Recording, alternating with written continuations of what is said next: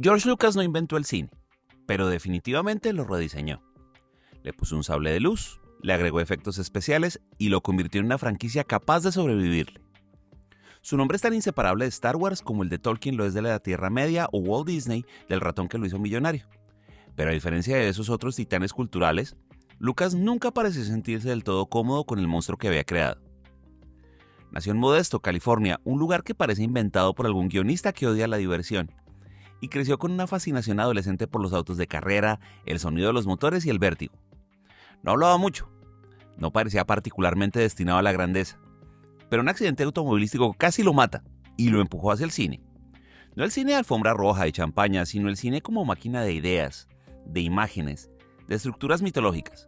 El tipo se metió a estudiar en USC como quien encuentra una religión. Y ahí fue donde empezó todo.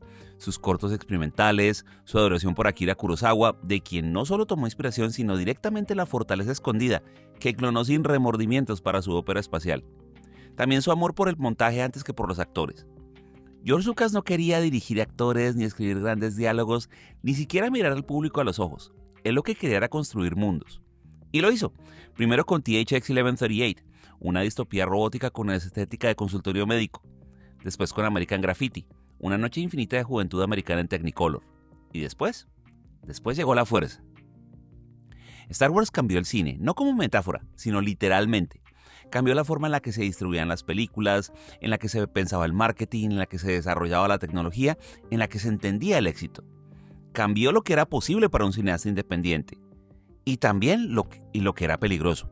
Porque si Lucas había empezado como un outsider que desafiaba a los estudios, pronto él se convirtió en un estudio en sí mismo. No con más licencias, con más figuras de acción y con más efectos digitales que la mayoría de los estudios mayores combinados.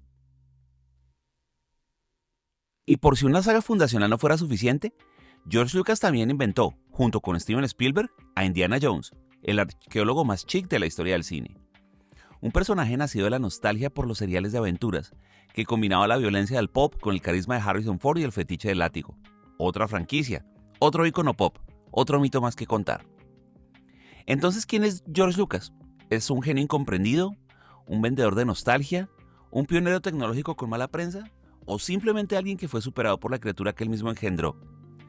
Vamos a recorrer sus luces y sus sombras, su evolución de narrador tímido a emperador creativo y su lenta pero inevitable rendición. Porque Lucas no solo creó una saga, fundó una nueva forma de pensar el cine. Pero en algún punto, el universo que inventó dejó de pertenecerle. Y ahí es donde todo se vuelve realmente interesante. Modesto, California no era un buen lugar para los soñadores, pero sí para los obsesivos.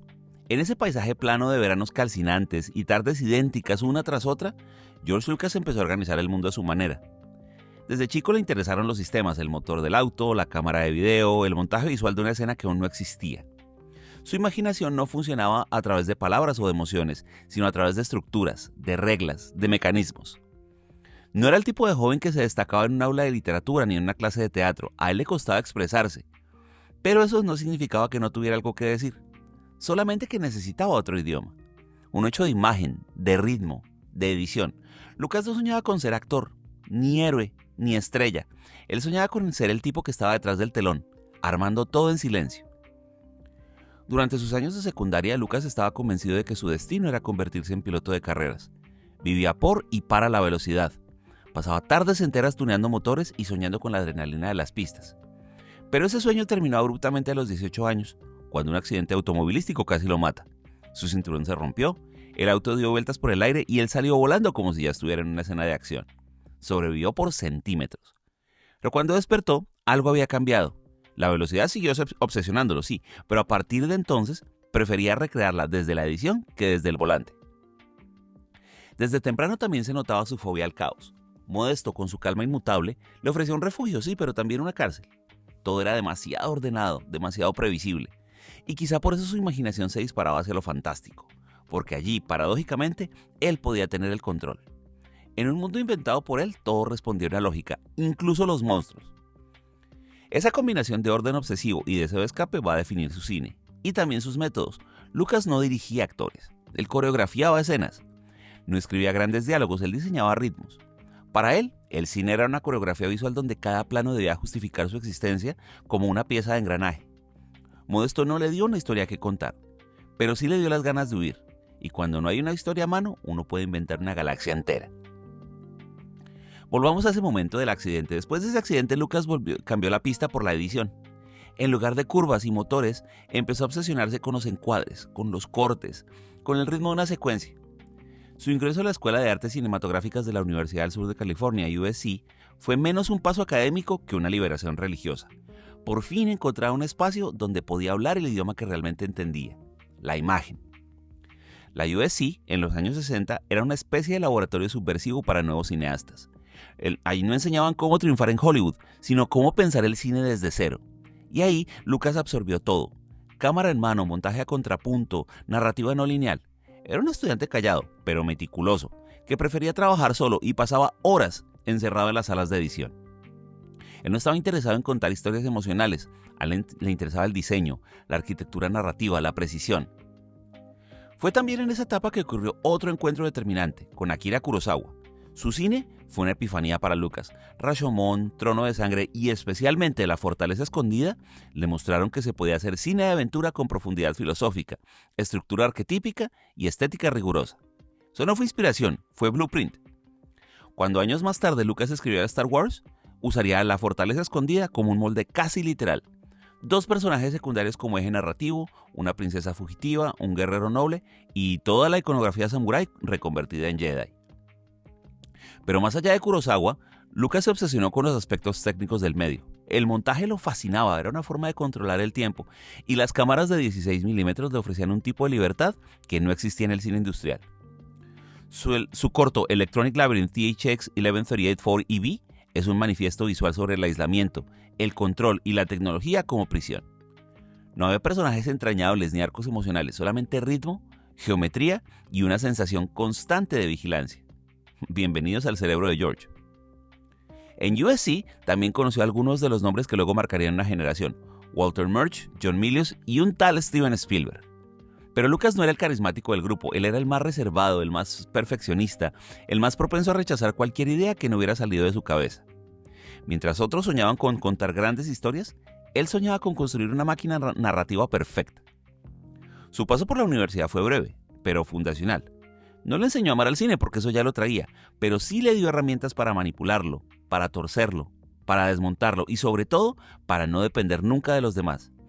Desde ahí en adelante George Lucas no solo sería un director, sería un sistema operativo. Antes de los sables de luz y los Wookiees, George Lucas imaginó un futuro blanco, clínico, inhumano. THX 1138, su primer largometraje, no era una aventura épica ni una historia con héroes carismáticos. Era una pesadilla estilizada. Un experimento visual donde todo lo humano ha sido esterilizado, donde el amor es ilegal, donde las emociones se miden por el grado de perturbación que le causan al sistema. En otras palabras, un resumen bastante preciso de cómo Lucas concebía la narrativa en aquel entonces. Basada en su cortometraje universitario, la película fue producida por Francis Ford Coppola como parte de American Zoetrope, un colectivo que aspiraba a renovar el cine norteamericano con una mirada más autoral, más artística, digamos más europea. Lucas entró al juego con toda su frialdad conceptual, escenografías minimalistas, diálogos reducidos a lo esencial, planos largos y repetitivos, una estética entre el consultorio dental y la cárcel futurista. Era 2001, Odisea del espacio sin la poesía, Fahrenheit 4551 sin la rebelión, una alegoría del control hecha por alguien que ya empezaba a tener problemas con el suyo. Los protagonistas THX y LUH no tienen apellido, no tienen historia, no tienen identidad más allá de los códigos que les impone el sistema. Y esto no es un descuido, es un manifiesto. Lucas no quiere que empaticemos, quiere que observemos, que sintamos la asfixia, que veamos cómo la tecnología se convierte en una estructura opresiva. En ese sentido, la película no busca entretener, sino imponer una atmósfera. Es cine como arquitectura emocional, frío, geométrico y absolutamente personal. Definitivamente no fue un éxito, ni de taquilla, ni de crítica. El público ni siquiera sabía qué hacer con ella. Algunos la encontraron vacía, otros demasiado densa, y muchos simplemente no entendieron qué era lo que estaban viendo. Pero Lucas tampoco parecía interesado en agradar.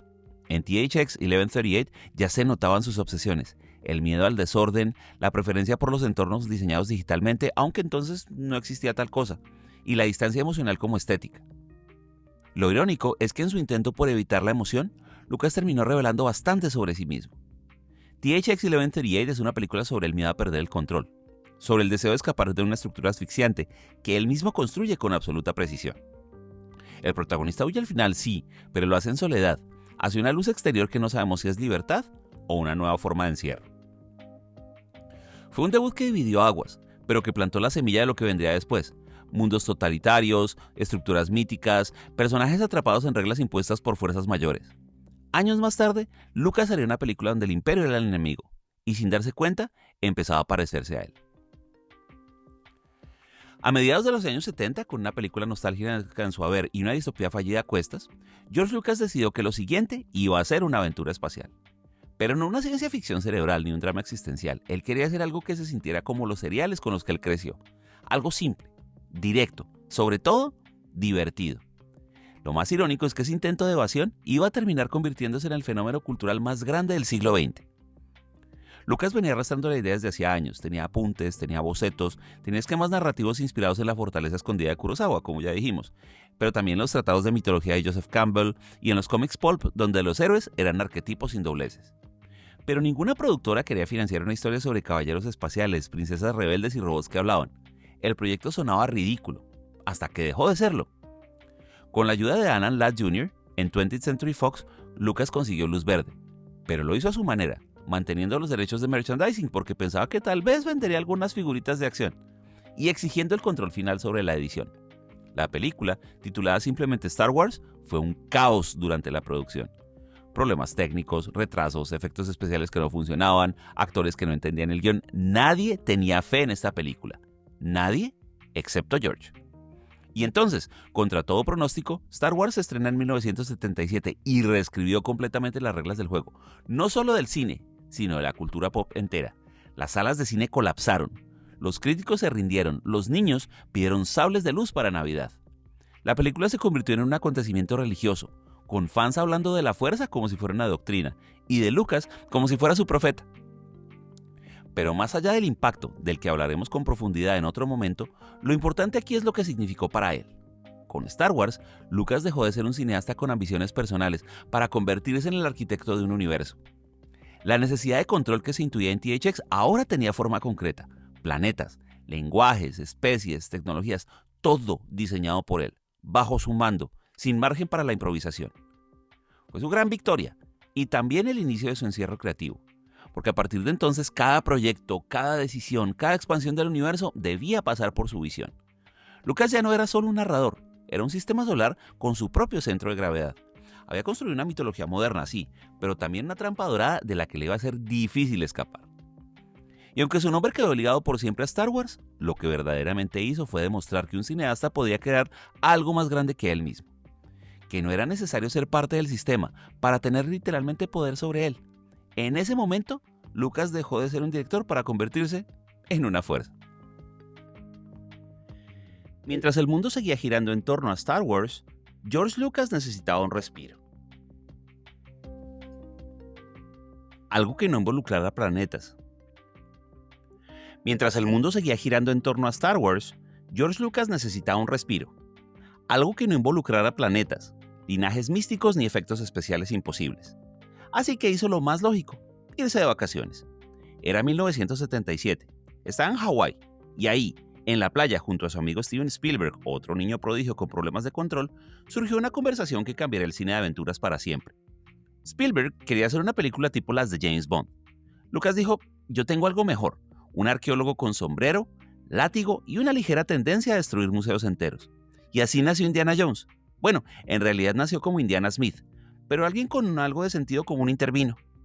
Lo importante es que una vez más, Lucas no inventó nada nuevo, él reinventó. Mezcló los seriales de aventuras de los años 30, la estética pop, las películas de Alan Quatermain y le dio un nuevo barniz de ironía, carisma y brutalidad contenida. Lo que hizo diferente a Indy no fue el concepto, un héroe que busca tesoros mientras esquiva trampas mortales, sino el tono. Era un personaje vulnerable, torpe, que sangraba, sudaba y sufría, un académico con fobia a las serpientes, un tipo que resolvía acertijos milenarios, pero no podía lidiar con una ex. Y aunque Lucas no dirigió Raiders of the Lost Ark, su huella estaba en cada plano. El ritmo, el diseño de secuencias, el espíritu de collage narrativo, todo eso era puro Lucas. La saga creció. El Templo de la Perdición se volvió más oscura, demasiado oscura, dirían algunos.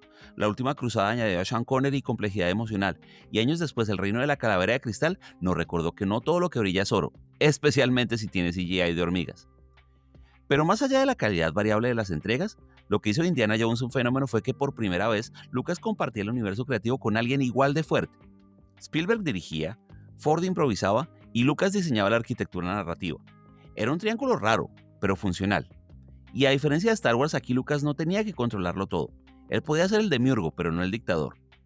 Además, Indiana Jones representaba algo que el propio Lucas había perdido: aventura por la aventura.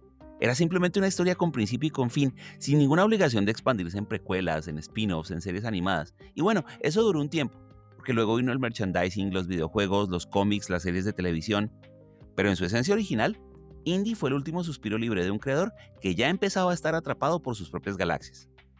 Porque si Star Wars era el mito, Indiana Jones era la carne. Si los Jedi representaban lo eterno, Indy era lo efímero, lo sudado, lo tangible. Y quizá por eso, aunque nunca alcanzó la escala interplanetaria de su primo con sable láser, fue para muchos el héroe más humano que George Lucas ayudó a crear.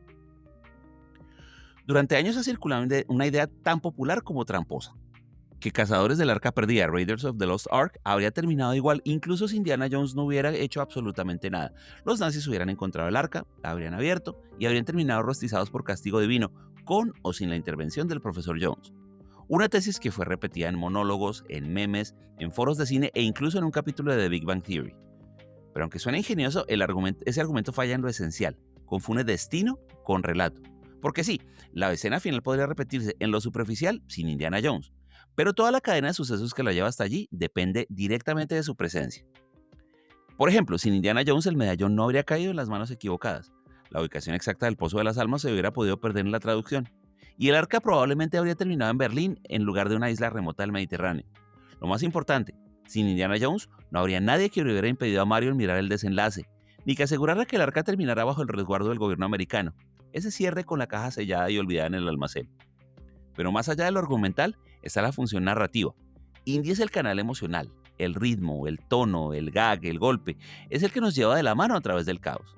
Sacarlo porque el final sería el mismo es como decir que en Titanic el barco se hunde igual sin Jack y sin Rose. Pues sí, es cierto, pero entonces no hay historia que contar. Pero bueno, volvamos a lo que estábamos hablando. En 1975, George Lucas tenía un problema. Él quería hacer Star Wars, pero nadie, literalmente nadie, sabía cómo filmar lo que él tenía en la cabeza. Las naves, los planetas, las batallas espaciales, los aliens, todo parecía exigir una tecnología que no existía. Y como a Lucas no le gusta esperar ni depender de otros, pues hizo lo más lógico: fundó una empresa desde cero para inventarla. Así nació Industrial Light and Magic, el taller de efectos visuales que terminaría redefiniendo el cine moderno. ILM fue al principio un grupo de geeks, ingenieros, animadores y fanáticos del stop motion reunidos en un galpón industrial en Van Nuys. Gente con talento y sin precedentes. Trabajaban con piezas de cámaras viejas, modelos de plástico, miniaturas pintadas a mano, explosiones en miniatura y motion control. En lugar de usar los efectos disponibles, Lucas y su equipo decidieron crear un nuevo lenguaje visual. Uno que no copiara la ciencia ficción anterior, sino que la dejara obsoleta. El resultado: la primera batalla espacial cinematográficamente creíble y estéticamente hermosa. Pero ILM no se detuvo en Star Wars. Con el tiempo, empezó a trabajar para otros directores, para otros estudios, y se convirtió en la columna vertebral del cine de espectáculo. De E.T. a Jurassic Park, de Terminator 2 a Harry Potter, la firma ILM se volvió sinónimo de magia visual. Lo irónico es que Lucas, en su obsesión por el control, creó una fábrica de innovación que terminó siendo más influyente que él mismo. A lo largo de los años, esta fascinación por la tecnología se convirtió en una obsesión cada vez más visible. Para Lucas, los efectos no eran un accesorio, eran el medio, el fin, el argumento. Lo importante no era cómo se veía un personaje, sino cómo se construía. Lo vimos en las ediciones especiales de la trilogía original, donde reemplazó efectos prácticos con CGI innecesario. Y lo vimos amplificado en las precuelas, donde las pantallas verdes reemplazaban sets, y los actores a veces no sabían ni contra qué estaban reaccionando. Y ahí es donde empieza la gran pregunta: ¿Lucas usaba la tecnología para contar mejor sus historias? ¿O eran sus historias solamente excusas para usar tecnología? Esa línea nunca quedó del todo clara. Lo que sí es seguro es que ILM no fue solo un taller de efectos, fue una declaración ideológica. Una forma de decir que el cine no debe limitarse por lo posible, que si no existía la herramienta, se podía fabricar. Para bien o para mal, esa filosofía cambió el cine. Hoy las películas se hacen con motores gráficos, con escaneos 3D, con entornos virtuales. Lucas no predijo esto, lo construyó. Él quiso filmar una batalla de casas estelares y terminó diseñando el futuro del cine entero. Cuando George Lucas empezó, lo hizo como un rebelde, un joven cineasta que quería desafiar al sistema, hacer las cosas a su manera y evitar que los estudios metieran mano en su visión. Él no quería productores corrigiendo sus guiones o ejecutivos cuestionando su montaje, ni estudios alterando sus finales, y lo logró. Con Star Wars, como dijimos, construyó un imperio creativo tan poderoso que ya no tenía que responderle a nadie. Nadie le decía que no. Y eso para un narrador puede ser hasta peligroso. Porque el control absoluto, ese ideal que parecía liberador, pronto se convirtió en un obstáculo narrativo. En las precuelas de Star Wars, por ejemplo, Lucas escribió, dirigió, produjo y supervisó cada fotograma. Y el resultado fue una trilogía que, si bien fue muy innovadora en lo técnico, fue criticada por su rigidez emocional, sus diálogos acartonados y su incapacidad de conectar con el público más allá del espectáculo. No había fricción creativa, no había editores que cortaran lo innecesario, no había un Spielberg diciendo esto no funciona. Solo estaba George Lucas y eso se notaba. Esa transformación de narrador a emperador creativo también afectó la manera en que se concebía el cine. En lugar de escribir personajes, él solamente diseñaba funciones. En lugar de filmar escenas, él construía esas coreografías digitales. La emoción se subordinaba a la estructura y la estructura a la tecnología. El guionista se diluía en el ingeniero. Lo que comenzó como un impulso artístico se fue convirtiendo en una necesidad de control casi patológica. Lucas ya no quería hacer películas, quería hacer sistemas. Sistemas que le permitieran manejar cada variable, cada elemento, cada línea. Y aunque eso le dio autonomía total, también lo aisló. No porque se volviera menos talentoso, sino porque se volvió incuestionable. Y cuando nadie te dice que una escena no funciona, es muy fácil convencerse de que sí lo hace. Cuando nadie te marca el ritmo, todo empieza a sonar en loop. Lo más paradójico es que Lucas siempre dijo que su objetivo era contar historias personales, íntimas, distintas. Pero para poder hacerlo construyó una maquinaria tan grande, tan compleja, tan perfeccionista, que terminó devorándose al narrador que la puso en marcha. Así, George Lucas pasó de ser el joven que peleaba por el control de su primera película a convertirse en el único que podía decidir cómo debía terminar una galaxia. Y lo consiguió. Pero el precio fue alto. Cuando eres el único que puede tocar tu obra, también eres el único que puede arruinarla. En 2012, George Lucas vendió a Lucasfilm a Disney por poco más de $4.000 millones y en su momento fue una de las transacciones más sonadas de la historia. El hombre que durante décadas se había negado a soltar el control sobre su galaxia decidió entregarla, y no a cualquiera, sino al ratón más influyente del planeta. ¿Por qué? ¿Cansancio? ¿Frustración? Como todo en la historia de Lucas, la respuesta es más ambigua de lo que parece. Durante años había expresado su descontento con el rumbo del cine comercial. Sí, él se había inventado ese modelo, pero también lo odiaba.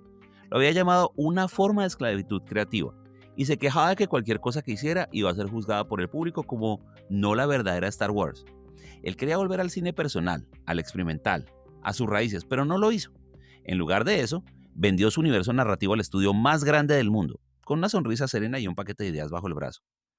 Porque sí, Lucas entregó junto con la venta su tratamiento completo para una nueva trilogía. Personajes, arcos, tramas. Disney los leyó y los descartó. Y ahí comenzó la segunda tragedia del creador. Él ya no era el emperador, pero tampoco era el cronista, y Star Wars siguió sin él. Nuevos directores, nuevos estilos, nuevas decisiones que a Lucas, según sus propias declaraciones, lo dejaron dolido, incluso traicionado. Había vendido la saga, sí, pero no había vendido su vínculo emocional con ella. Y ver cómo otros jugaban con sus juguetes no fue nada fácil. Lo irónico es que Lucas había soñado con tener libertad para hacer lo que quisiera, y cuando finalmente la tuvo, libre de franquicias, de deadlines, de expectativas, eligió el silencio. No volvió a dirigir. No produjo ninguna pequeña joya experimental. No nos dio el THX 1138 de la tercera edad. Simplemente se retiró. Fundó un museo, hizo donaciones, pero como narrador, se apagó. La venta a Disney fue en muchos sentidos su forma de escapar del monstruo que él había creado. Un gesto que fue visto como traición por algunos fans, como rendición por otros y como un alivio para él, porque al final del día, George Lucas nunca quiso ser emperador, él solo quería contar historias. Pero cuando esas historias se convierten en religión, es muy difícil seguir escribiéndolas sin miedo a la herejía. George Lucas es uno de esos nombres que ya no funcionan como nombre propio, como Hitchcock, como Disney, como Warhol. Se convirtió en un sustantivo, en un adjetivo, en una marca. Pero detrás de esa palabra que representa galaxias, naves, látigos, criaturas y héroes de mandíbula cuadrada, hubo siempre un hombre profundamente contradictorio. Un narrador que detestaba dirigir. Un artista que necesitaba controlar cada píxel. Un rebelde que terminó construyendo el sistema que decía combatir. Hay algo profundamente trágico y al mismo tiempo admirable en su trayectoria. Porque Lucas no fue un genio inalcanzable, ni un cineasta enloquecido por la fama. Fue un tipo obsesivo, introvertido, meticuloso, que construyó una mitología entera no por grandilocuencia, sino por necesidad, para no tener que explicar lo que sentía, para poder contar sin exponerse, para que los héroes dijeran lo que él nunca se animó a poner en su boca. Y sin embargo, cuando todas esas historias tomaron vida propia, lo desplazaron, lo superaron, lo volvieron símbolo de una generación y luego de una decadencia. El hombre que creó a Luke Skywalker terminó viéndose más como Darth Vader, encerrado en su propia maquinaria, respirando por medio del sistema que él mismo diseñó, temido y reverenciado por igual. Hoy George Lucas ya no necesita contar nuevas historias. Su legado está codificado en cada blockbuster, en cada saga cinematográfica, en cada universo expandido que sale de un algoritmo. Pero algo se perdió por el camino. Tal vez la ingenuidad, tal vez la pasión, tal vez la posibilidad de fallar. Porque Lucas no fue perfecto, pero fue grande, fue libre. Fue libre para imaginar mundos, para reinventar el cine, para equivocarse. Y eso, en una industria que cada vez arriesga menos, lo convierte en una figura incómoda y absolutamente irreemplazable. Gracias.